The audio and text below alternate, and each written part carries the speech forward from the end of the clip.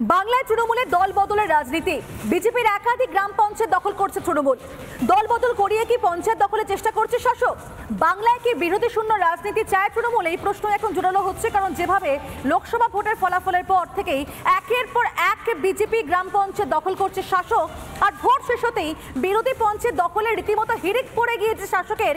দেখা যাচ্ছে ছলে বলে কৌশলে পঞ্চায়েত দখল পর্যন্ত করছে শাসক, এবং শুধুমাত্র দখল নয়, দখলদারির অভিযোগ নয়, শুধুমাত্র হামলা পর্যন্ত করা হচ্ছে, আক্রমণ করা হচ্ছে। সবটাই কি ভয় দেখানোর চেষ্টা? দল বদলের জন্য কি নতুন করে কোনো মাধ্যম খুঁজে পেয়েছে শাসক দল? এই প্রশ্ন উঠছে, এবং তাদের উদ্দেশ্যটা কি? তাদের উদ্দেশ্য কি রাজ্যে বিরোধী শূন্য করতে চায় শাসক? এটাই কি তাদের উদ্দেশ্য? পঞ্চায়েত দখলে কি তৃণমূলে নতুন কোনো কৌশল? এভাবে একের পর এক হামলা, বাড়িঘর হামলা, এবং তাদেরকে আশ্রয় নিতে হচ্ছে কোথায়? দলীয় কার্যালয়।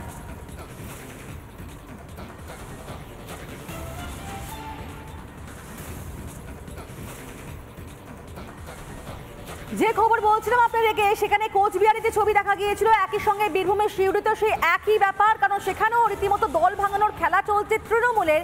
করিত্থা পঞ্চায়েতে ছবি দেখাচ্ছি আপনাদেরকে। এই করিত্থা পঞ্চায়েত কার্যত হাতছাড়া হতে চলেছে বিজেপির, কারণ সেখানে তৃণমূলে যোগ দিয়েছেন উপপ্রধান সহ 2 জন বিজেপি কর্মী, এবং যোগদানের পর এখন তৃণমূলের সদস্য সংখ্যা বেড়ে হয়েছে 10।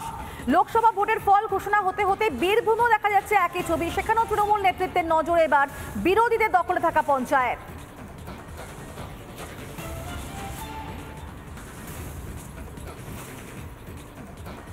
কোচবিহার এবং বীরভূমে 2 জায়গায় ছবি দেখালাম আপনাদেরকে, এবং প্রত্যেকটা জায়গায় কিন্তু একই ছবি। কার্যত গ্রাম পঞ্চায়েত দখল করছে তৃণমূল, এবং সেখানে কি শাসকের উদ্দেশ্য কি আমরা জানার চেষ্টা করবো। এই মুহূর্তে 2 প্রতিনিধি আমার সঙ্গে রয়েছেন। কোচবিহার থেকে কিংশুক রয়েছেন, আর বীরভূম থেকে মনোরঞ্জন রয়েছেন আমার সঙ্গে। শুরুতে কিংশুকের সঙ্গে কথা বলে। কিংশুক, যেভাবে একের পর এক গ্রাম পঞ্চায়েত দখল করছে শাসক দল, উদ্দেশ্য কি? মানে বিরোধী শূন্য করতে চায় কি শাসক দল? এভাবে রীতিমতো গ্রাম পঞ্চায়েত দখলে হিড়িক পড়ে গেছে তো।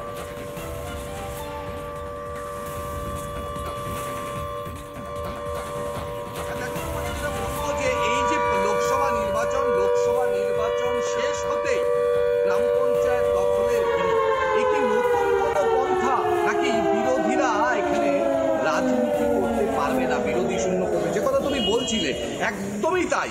26টি গ্রাম পঞ্চায়েত ছিল, ইতিমধ্যে 6টি গ্রাম পঞ্চায়েত দখল হয়েছে, আরও বেশ কিছু গ্রাম পঞ্চায়েত দখলের আশঙ্কা, এবং বারবার বিজেপি নেতৃত্ব বলছে সন্ত্রাস করে ভয় দেখিয়ে নিয়ে দেওয়া হচ্ছে। এই মুহূর্তে আমার সাথে রয়েছে কোচবিহার জেলা বিজেপির সাধারণ সম্পাদক বিরাট ঘোষ। আমি তার সাথে সরাসরি কথা বলবো। দাদা, একের পর এক গ্রাম পঞ্চায়েত দখল, আপনাদের হাতে থাকা গ্রাম পঞ্চায়েত কেন? তাহলে কি বিরোধী শূন্য করতে চাইছে শাসক? পঞ্চায়েত নির্বাচনে সন্ত্রাসের পরে গণতান্ত্রিক পদ্ধতিতে আমরা অঞ্চলগুলো দখল করেছি। অগণতান্ত্রিকভাবে তৃণমূল কংগ্রেস ত্রাস সৃষ্টি করে ফার্মারদের দিয়ে পুলিশ প্রশাসনকে কাজে লাগিয়ে অঞ্চলগুলো দখল করার চেষ্টা করছে এবং বিরোধী শূন্য করার চেষ্টা করছে। এই অগণতান্ত্রিক সিস্টেম পশ্চিমবঙ্গের থেকে যত তাড়াতাড়ি অবলুপ্ত হয় ততই জনগণের মঙ্গল। অঞ্চল হচ্ছে খনি একটা, সেই খনির দখল কিভাবে নেওয়া যায়, সেখান থেকে কিভাবে কাটমানি খাওয়া যায়, কিভাবে সাধারণ জনগণকে প্রতারিত করে তাদের টাকা আত্মসাৎ করা যায়, এই উদ্দেশ্যই মেনলি তৃণমূল কংগ্রেসের। এবং এখান থেকে ঘর ছাড়া প্রচুর কর্মী আপনাদের জেলা কার্যালয়ে রয়েছে, বারবার ভয় দেখানো হচ্ছে, আপনাদের নেতৃত্ব রয়েছে, তারপরেও কেন আটকানো যাচ্ছে না? আমাদের যারা কার্যকর্তা আছে তারা ঘর ছাড়া হুমকি দিচ্ছে, তাদের বাড়ি লুট করছে, বাড়ি ভাঙচুর করছে, দোকান তালা দিচ্ছে, গবাদি পশু নিয়ে যাচ্ছে, এমনকি মহিলাদেরও পর্যন্ত এরা ছাড়ছে না। সেই জন্য তারা আজকে প্রাণ ভয়ে নিজেদের আত্মরক্ষার তাগিদে আজকে পার্টি অফিসে আছে। আমরা তাদের সঙ্গে কথা বলেছি, তারা অনেকেই বাড়ি যেতে চায়, কিন্তু যখনই বাড়ি যাবে আমাদের আশঙ্কা পুলিশ প্রশাসনকে কাজে লাগিয়ে তাদের অ্যারেস্ট করবে, এবং প্রচুর আমাদের কার্যকর্তা আজকে জেলের মধ্যে বন্দী আছে। এই তৃণমূল কংগ্রেসের একদিকে সাঁড়াশি আক্রমণ হারমারদের দ্বারা, আর একদিকে সাঁড়াশি আক্রমণ চলছে পুলিশের দ্বারা। এই যে অগণতান্ত্রিক একটা সিস্টেম, এর বিলুপ্তি হওয়া আশু প্রয়োজন। আমরা এসপি সাহেবের সঙ্গে দেখা করেছিলাম, এসপি সাহেব মুখে মুখে আশ্বাস দিয়েছেন, বাস্তবে কোনো কাজ তারা করছেন না। এই জন্য আমরা আর কয়েকদিন দেখব, তারপরেই আমরা কিন্তু আমাদের পথ বেছে নেব। কিন্তু এইভাবে একের পর এক গেলে 26টা অঞ্চলের মধ্যে 6টা অঞ্চল চলে গেছে, আশঙ্কা করা হচ্ছে আরো বেশ কিছু অঞ্চল যাবে, আপনাদের পদক্ষেপ নেই? ওরা চাইছে বিরোধী শূন্য করতে। ওরা আগেই ঘোষণা করেছে, যখন রেজাল্ট কমপ্লিট হয়ে গেল, ঘোষণা হয়ে গেল, তৃণমূল কংগ্রেস জিতলো, ওদের হুঙ্কার কুচবিহারকে বিরোধী শূন্য করব, যত অঞ্চল আছে সেই অঞ্চল আমরা দখল করব। একদিকে পুলিশি নির্যাতন আর একদিকে হারমাদদের নির্যাতন দ্বারা এই পঞ্চায়েতদের উপর মানসিক শারীরিক অত্যাচার চালাচ্ছে, যার ফলে তারা প্রাণ ভয়ে তৃণমূল কংগ্রেসে যোগ দিচ্ছে। এবং এরপরেও আমরা আইনি ব্যবস্থা নেব। দেখা যাক বলতে চাইছেন কোথাও গিয়ে যে একটা দল ভাঙার একটা খেলা চলছে এবং সেই খেলা খেলছে তৃণমূল, তবে তৃণমূলের পক্ষ থেকে কি বলা হচ্ছে সেটা একবার শোনা যাক, শুনুন। আজকে বলরামপুর ২ নং অঞ্চল, যেটা গত পঞ্চায়েত নির্বাচনে আমাদের এখানে 12টি আসনের মধ্যে 5টি তৃণমূল পেয়েছিল এবং একটি আসন কম পেয়ে আমরা অঞ্চলটা হেরেছি। 7টি পঞ্চায়েত জিতেছিল বিজেপি।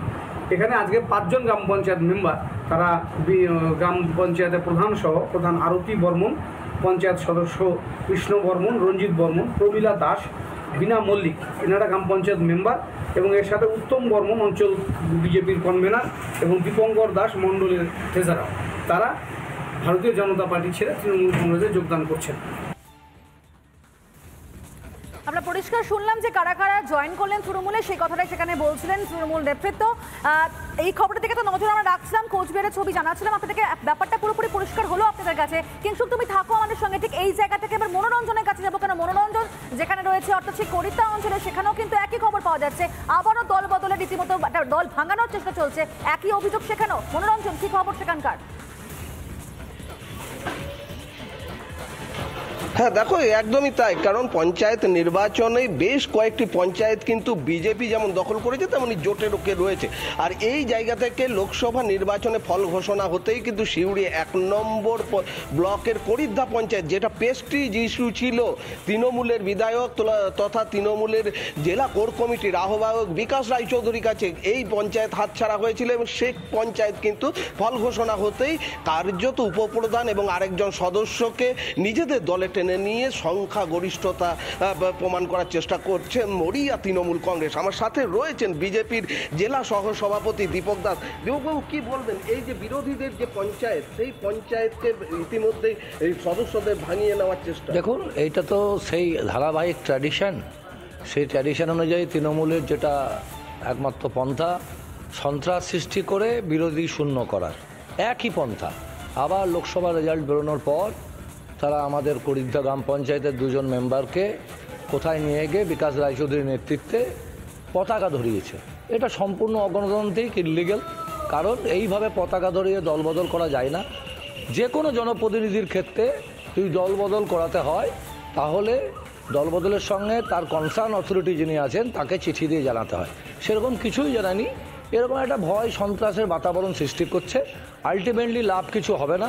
কারণ পঞ্চায়েত অ্যাক্ট অনুযায়ী যে কোনো বোর্ডকে অনাস্থায় এনে ফেলতে গেলে 2.5 বছর সময় লাগে।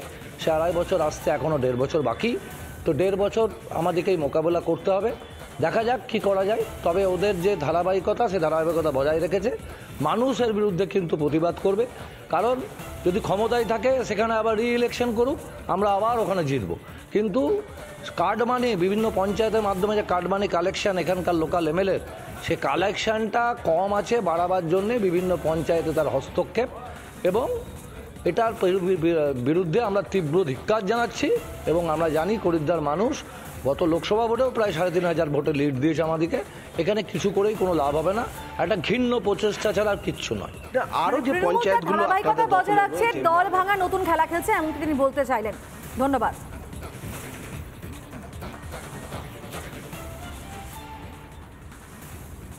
মাননীয় মুখ্যমন্ত্রীর উন্নয়নের সামিল হয়ে তৃণমূলে জয়েন করলাম। যেন আমরা, যেহেতু আমরা জনপ্রতিনিধি, আমরা করিদা পঞ্চায়েতকে উন্নয়ন করতে চাই। এতদিন থেকে উন্নয়ন হয়নি, সেরকমভাবে উন্নয়ন হয়নি। এবার আমরা উন্নয়ন করতে চাই। বিজেপিতে মানুষের কাজ করতে একটু অসুবিধা হচ্ছিল, সব ক্ষেত্রেই সমস্যা একটু হচ্ছিল, সেই জন্য আমরা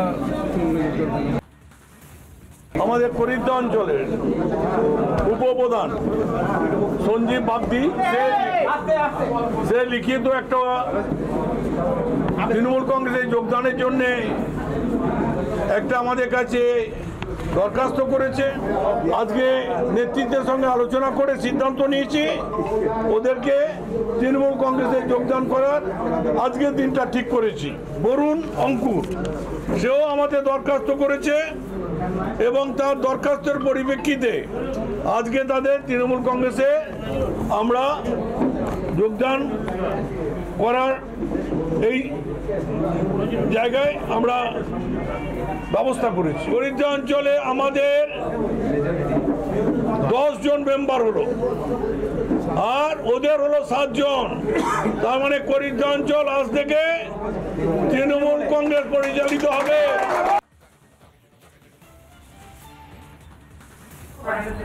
এখন এরা সংখ্যা বেশি পেয়েছে পশ্চিমবাংলার নিরিখে, আর সেই কারণে এই ধরনের ঘটনা ঘটাচ্ছে। আর আমাদের হতদরিদ্র গরিব পরিবার থেকে পঞ্চায়েতের মেম্বার হচ্ছে, যেরকমভাবে গরিব মানুষদেরকে প্রলোভন দিয়ে যেরকমভাবে বোঝাবে এরা বুঝতেও বাধ্য হচ্ছে। কিন্তু পরিস্থিতি এরকম হয়নি যে তৃণমূলে যেতে হবে। এবং দায়িত্ব নিয়ে আমি বলছি, এই পঞ্চায়েত এখনো যায়নি। পঞ্চায়েত কিন্তু এতদিন বিজেপির মেম্বাররাই চালিয়েছে, সেজন্য মেম্বাররা যেরকম ভেবেছে সেরকম করে চলেছে। স্বাভাবিকভাবে মানুষের যাতে পরিষেবা অসুবিধা না হয় সেই বিষয়ে ভারতীয় জনতা পার্টির দায়বদ্ধতা থাকবে।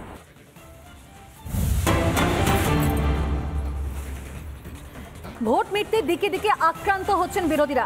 বিজেপি কর্মীর দোকান পর্যন্ত ভাঙচুর করা হচ্ছে। অশোকনগর থানার কচুয়া মোড়ের ঘটনা এটি। সেখানেও ঠিক একই কাণ্ড ঘটে গেল। বিজেপি কর্মীর দোকান ভাঙচুর করা হয়েছে, ছবি দেখতে পাচ্ছেন আপনারা। তৃণমূলের বিরুদ্ধে অভিযোগ বিজেপি কর্মীর, যদিও সমস্ত অভিযোগ আমরা অস্বীকার করেছে শাসক দল। অশোকনগর থানায় ইতিমধ্যে অভিযোগ দায়ের করা হয়েছে।